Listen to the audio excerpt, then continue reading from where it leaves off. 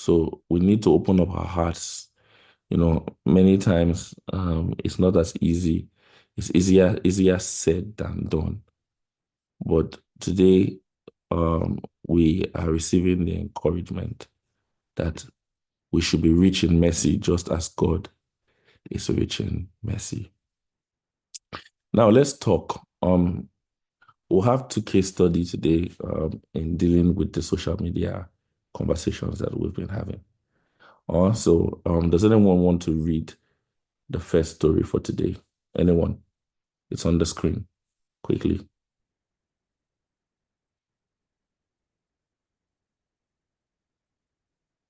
Jacob and okay, let's talk story one. Jacob, an 18-year-old from Nairobi, Kenya, was known for his enthusiasm and dedication at his local church. He was part of the youth choir, volunteered in community outreach programs, and often led prayer sessions. Despite his active involvement in church, Jacob had a secret he was too ashamed to share with anyone. He was struggling with an addiction to social media. It started innocently enough, with Jacob using social media to keep in touch with friends and follow inspirational Christian pages. However, over time he found himself spending more and more hours scrolling through his feeds, watching videos and seeking validation through likes and comments. He started to neglect his responsibilities both at home and at church as he became increasingly engrossed in the virtual world. Okay. Jacob's grades began to slip, and he found it harder to concentrate during his prayer and Bible study times. He felt guilty and disconnected from God, yet he couldn't bring himself to break free from the grip of his addiction. The constant comparison to others' seemingly perfect lives made him feel inadequate and anxious. One Sunday, after a sermon about the dangers of adultery, Jacob felt a pang of conviction. He realized that his addiction to social media has become an idol in his life, taking precedence over his relationship with God and his real life responsibilities. He wanted to change but felt overwhelmed and unsure of where to start. All right, thank you. So we have two questions now. I want to believe that we followed with the story. So who wants to advise Jacob? Assuming Jacob had narrated the story to us and is here today. Let us put the age of Jacob to be 16, 17, okay? In case you need more context in how to be able to administer advice. So first question, how can Jacob take practical steps to overcome his social media addiction and rebuild his relationship with God and his responsibility? And number two, what role can the church community play in supporting Jacob and others who might be struggling with similar addictions? Anyone wants to answer?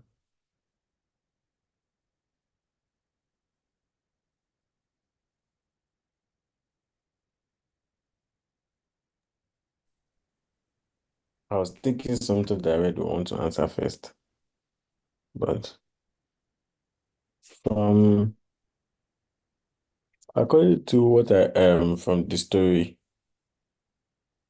it shows that Jacob has been struggling in himself to break free.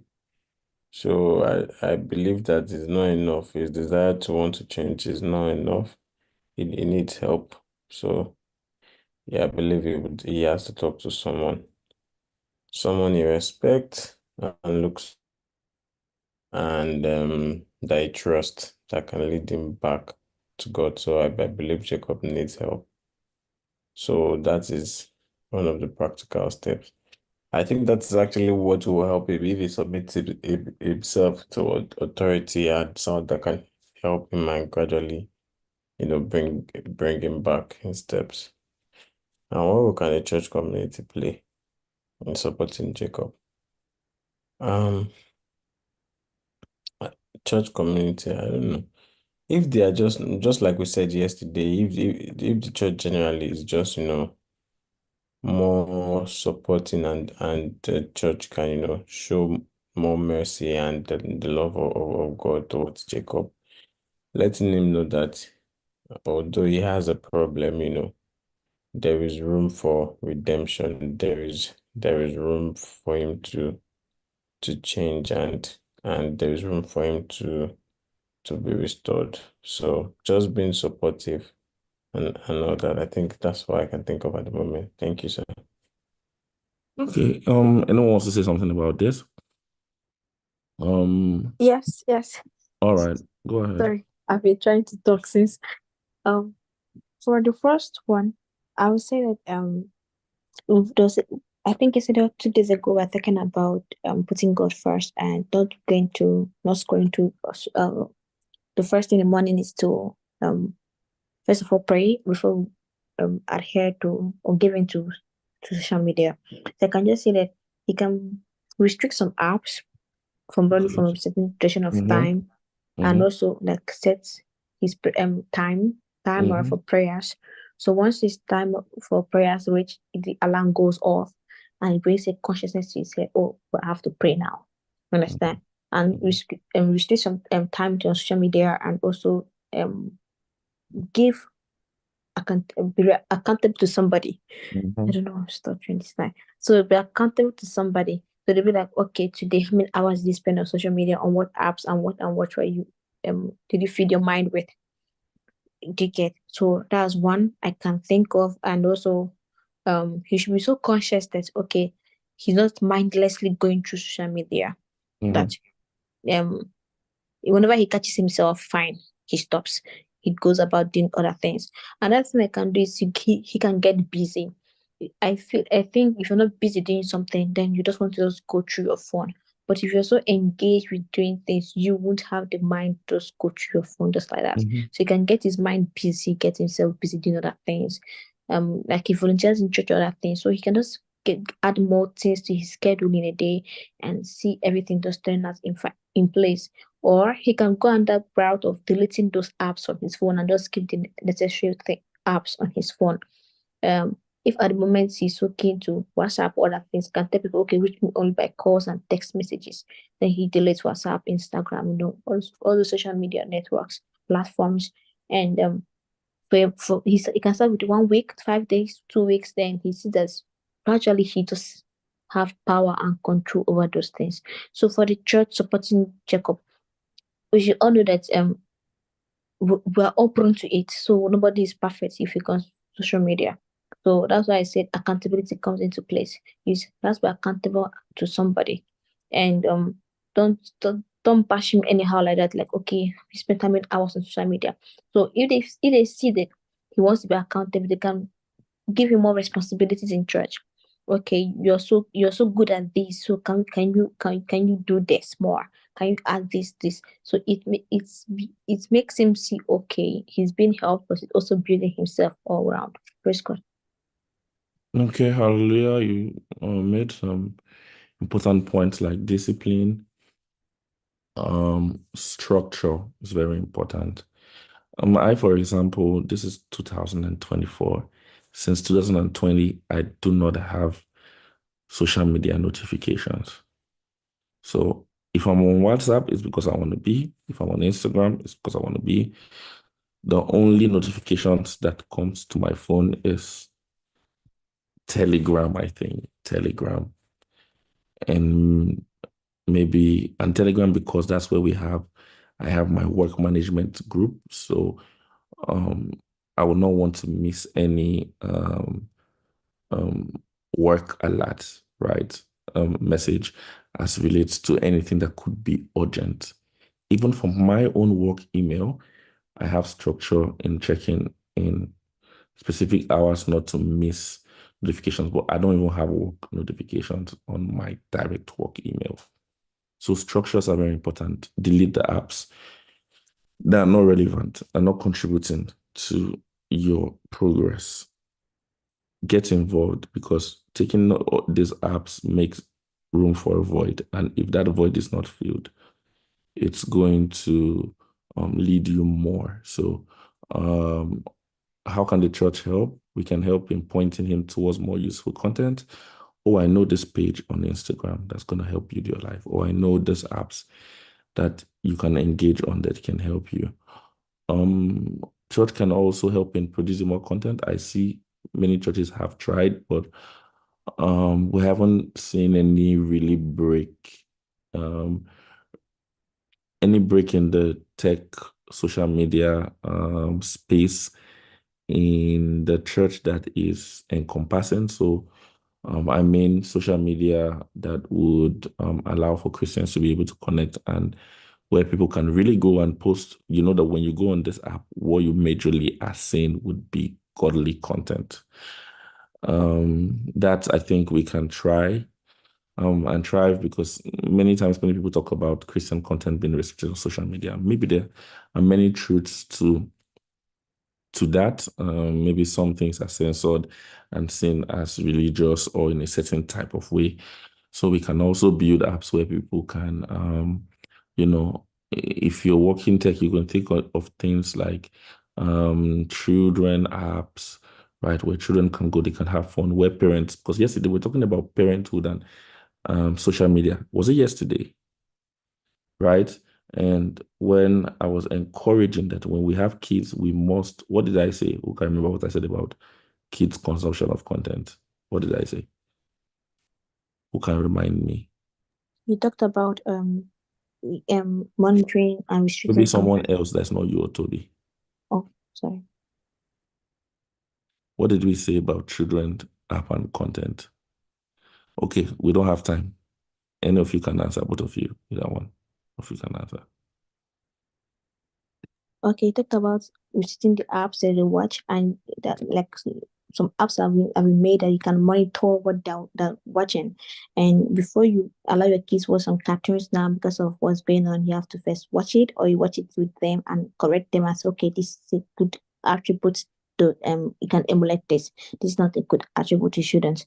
Also having like timeouts for your kids and letting them know that they're not meant to go to some places and so that also works where you can from your own end restrict some websites or videos they can have access to. Yes. All right, great. Everyone here, at least at this age, you should have read 5 books on parenting, especially those who desire to have kids and those, of course, who are already married. If at this time you haven't read at least 5 books on marriage, I mean, not on marriage, that one. So some of you have graduated. You should keep reading on topic anyways, but on parenting, you should. So I have current books, current author, trusted ones on parenting. See me in the private corner and I can send you a lot. But not just mindedly send you. If you don't read it, there's no need. I'm not going to send you. So that's why I say see me in the private corner to be able to read because some of these things you need to learn. Maybe if you think something's true, you will. You will understand. Many times when I'm with kids, sometimes maybe the parents they think it's by fluke to be able to understand or be able to do things, but no. But this is because I have read many books and I consume many contents about things like that, about what it means to be. Many times I'm very curious from if what does it mean different ages of children, what is the psychology, what are they thinking, and all of those things. But one important thing, let's not digress, social media. No matter how busy you are as a parent, please and please, maybe you don't like cartoons, maybe you do. But if your child is going to consume the content, you must learn to become like Soto was saying, co-consumers of the content. You don't just give children things to consume because they cannot filter between what's right and what's wrong. So these are little humans that depend on you. And these days they subtly um, um, slip things into this, what you would have called a harmless Tom and Jerry. Because I mean, in those days, I think you could leave a child with Tom and Jerry and be fine.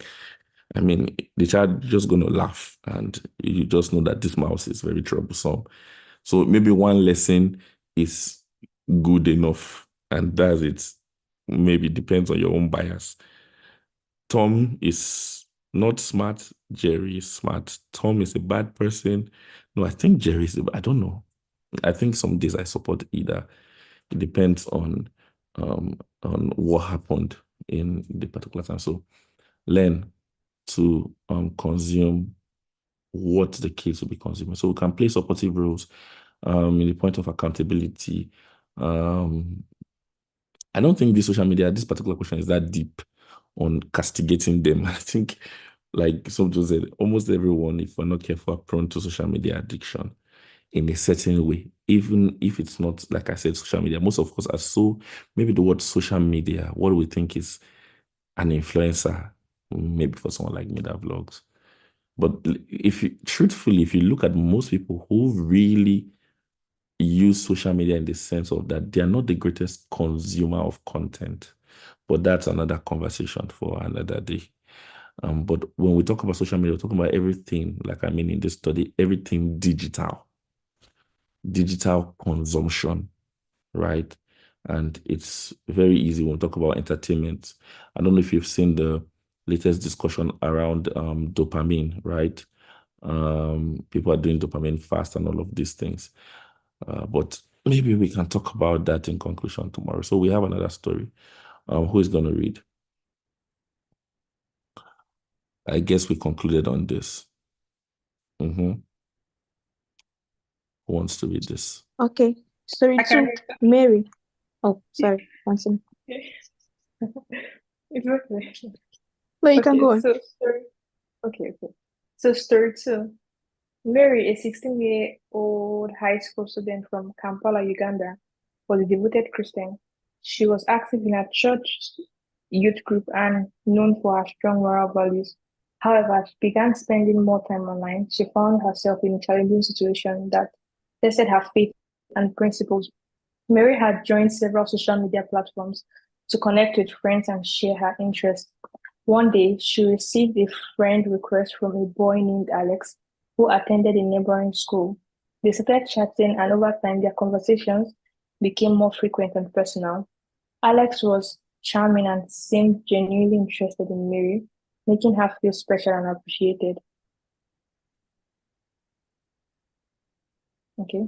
So, however, as their chats continued, Alex began steering the conversation towards more intimate and inappropriate topics. At first, Mary felt uncomfortable, but didn't want to lose the friendship, so she didn't say anything. Eventually, she found herself participating in conversations and activities that went against her values and beliefs. The guilt and shame she felt were overwhelming, but she didn't know how to break free from the situation. One evening, during a youth camp meeting, the pastor spoke about the importance of guarding one's heart and mind from immoral influences.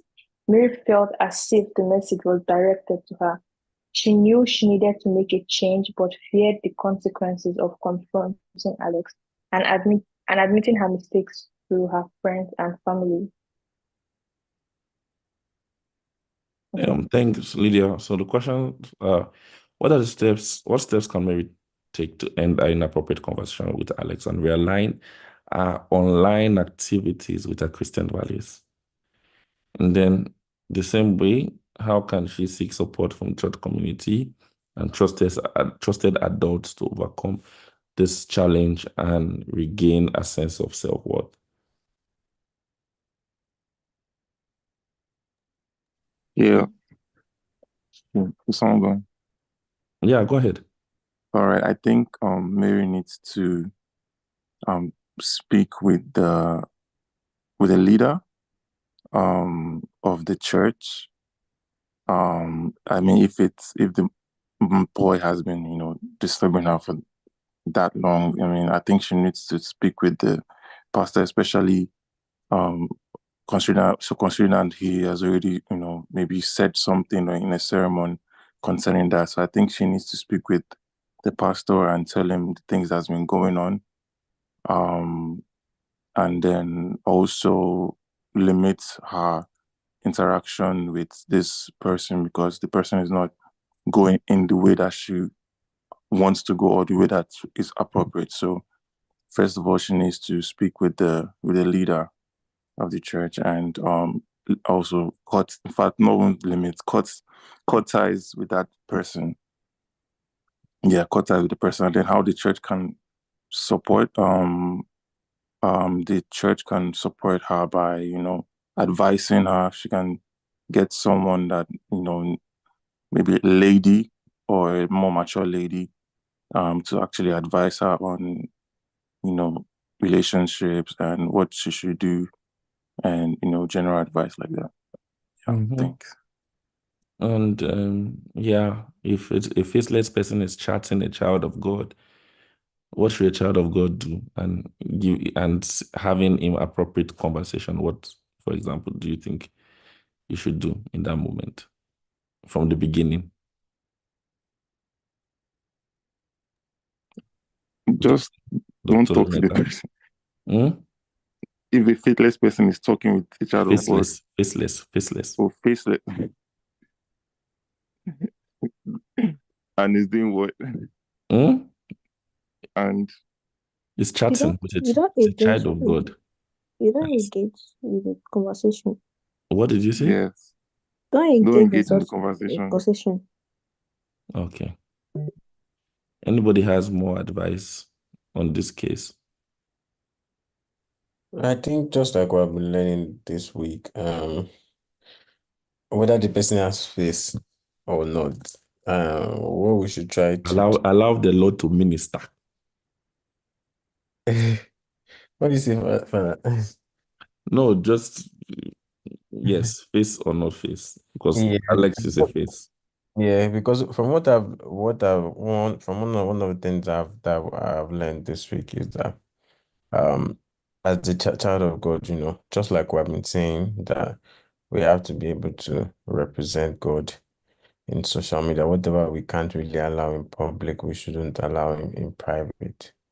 I think it's just about, sticking to our godly principles and allowing God help us. Because just like Joseph did when Pharaoh's wife came to meet him, it was in private, although she had the face concept. My point is that I think as best as we can, as children of God, we should always try to stick to our our godly values. So whatever is not of God, we should not entertain it. And when you start entertaining things and doing things in secrecy, sin thrives in secrecy.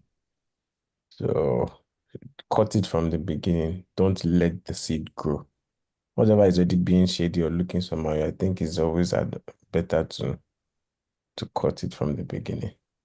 Yeah, and I think in some certain way as young people, um,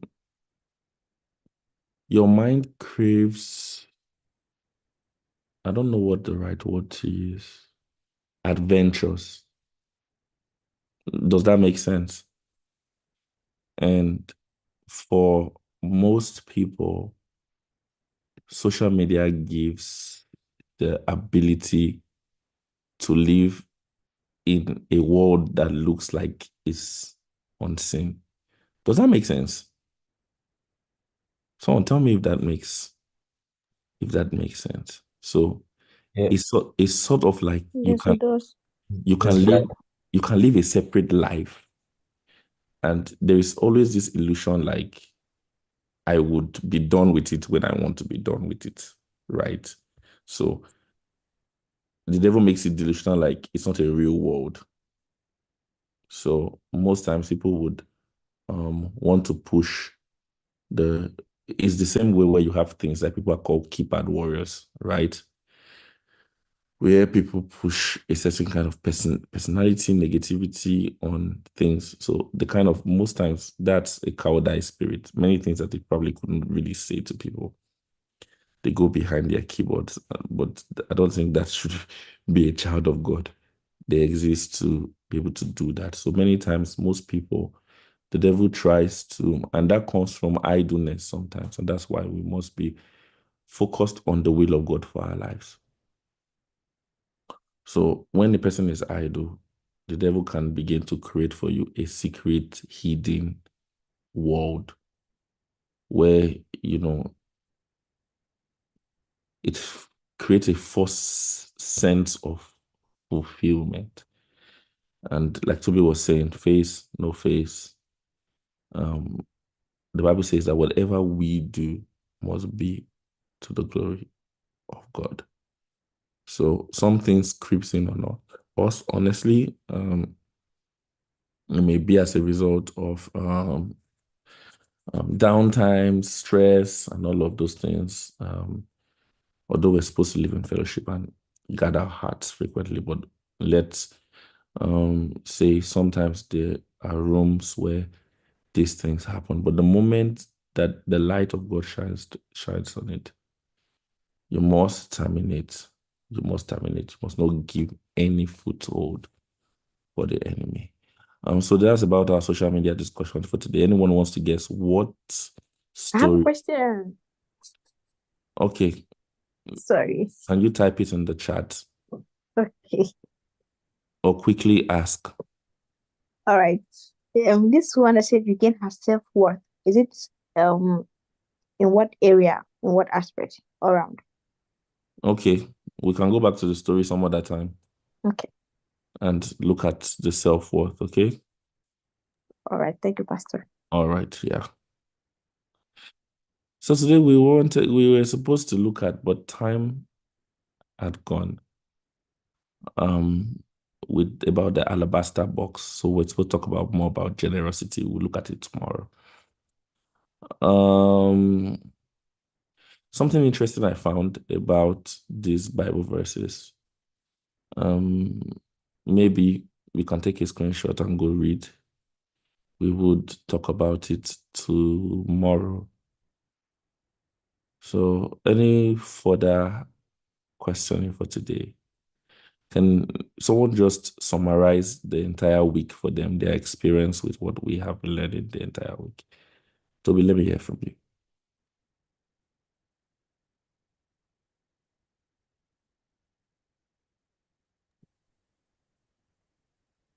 What I've learned so far is that social media is a big part of our